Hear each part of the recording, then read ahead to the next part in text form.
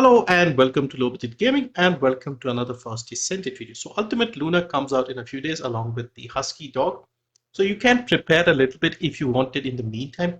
You can farm the reactors for Luna. You can maybe get the growth items for the doggo so that you can level up the Husky to level 30 when you get the dog. So just wanted to go over that. So regarding the reactors for Luna, if you saw the dev stream, I noticed they were using the non-attribute and tech reactor, and the build was also set up with the tech side of things. Now, with the first Transcendent mod, the Battlefield Concert, the first ability was tech, the other three were singular. So they had built that with the tech in mind. Now, maybe they had just put it there for the sake of the video, or maybe that is how you build it. Now, in case that is how you build it, my guess would be critical hit damage and tech skill power boost ratio would be a good option on the non-attribute tech reactor. You can also use critical hit rate and critical hit damage, because if you saw the normal noise surge build for Luna, that is what I was using. The crit rate and crit damage if the crit rate isn't high enough. So these two would be a good option for the tech-based abilities. Now the second Transcendent mod, the first three abilities were singular, and the fourth one was tech. So maybe we go with the singular setup there. And so the options would be crit damage and non-attribute, that could work. You could also go with crit rate and crit damage once again, or something like crit damage and singular power boost ratio. So these are the possibilities for the reactor if you wanted to get them early. Now the best places to get these would be, obviously you can use the map here to see where you can get them. Classified area for the non-attribute singular. This one did not seem that great to me.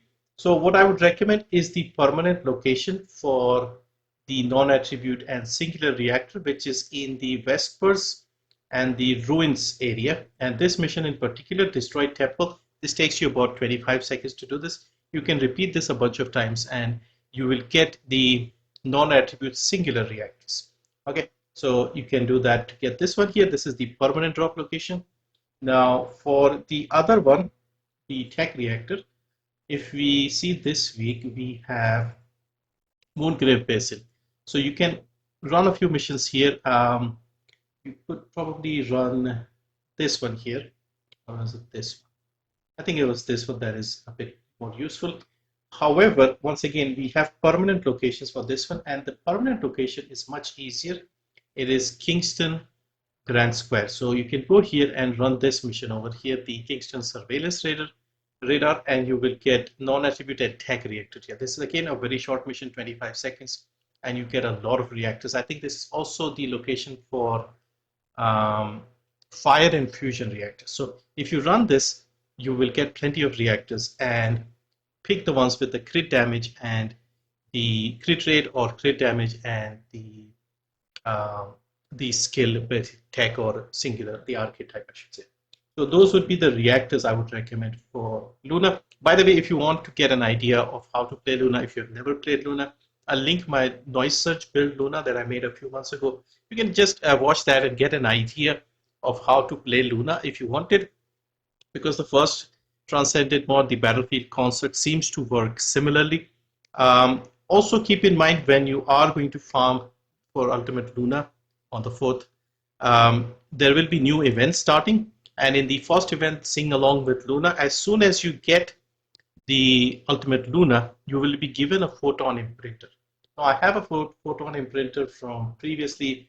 They had one of the events briefly. So this thing here, so even if you have a fully built normal Luna, in fact, let me get normal Luna here.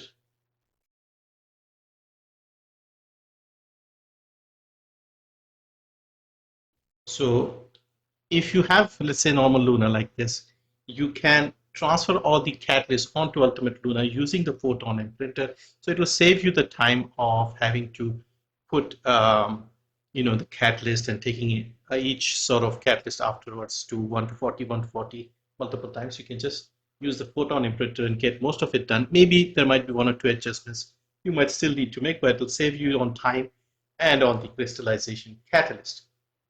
So yeah, the Photon Imprinter will be there. Now regarding farming Luna and Ultimate Luna and the Husky, they have another login event where they will be giving you um, 2 boxes for Luna on day 4 and day 13. So if you're unable to get the blueprints for Luna, you can maybe grab a couple from the boxes. So you only would need 2 of the items in case the RNG isn't great. Now we still don't know exactly how we'll be getting Luna. They did say you can farm her and the dog in the Axian Plains. I don't know if it'll be the same amorphous material setup, or would it be similar to how we got Nell with a bit of a weird RNG where it wasn't really working with the targeted stuff. But even so, you will get the 2 blueprints from the box. I think the Husky parts will also be in the box, so you may be able to use that. Now, regarding the growth for the dog, you can get these materials here. So you have the fortified supplement, which again you get from the void vessel. If you run that, you'll get the fortified supplement blueprint, and then you have to open the smaller boxes to get the research materials. You also have the special synthetic calcium, and you have the ultimate protein compound. Now, I did get one in my hundreds of runs of the Void Vessel, but the rest of the 4 I got from various events. So we had the first anniversary event where they gave away 2 with these coins, and also in like previous login events they had given away the ultimate protein compound. Now this one here, the fortified supplement, gives you 1000 XP for your dog. We need total 51,000 XP to get the dog from 1 to 30 to the max level. So 51,000 XP, so I have 51 of these, so I can just use 51 of these and get the dog fully leveled. The calcium gives you 2,500 XP, so you would need 20 of these plus 1 of this to get the dog to level 30. And the ultimate protein compound gives you 10,000 XP per box, so 5 of these plus 1 of this, and you can get the dog leveled up. So yeah, pretty straightforward here. So yeah, so in the meantime, you could run the void vessel and collect a bunch of these. Just go and open all the boxes and you'll have plenty of items. Also, while we are here, you can also get the Voltia beam rifle. So basically what you need is, if you go to the void vessel and you do the mission, you will get 7 of these support coins. Okay, and you also need something called neuromorphic chips, which is in the sort of red broken boxes.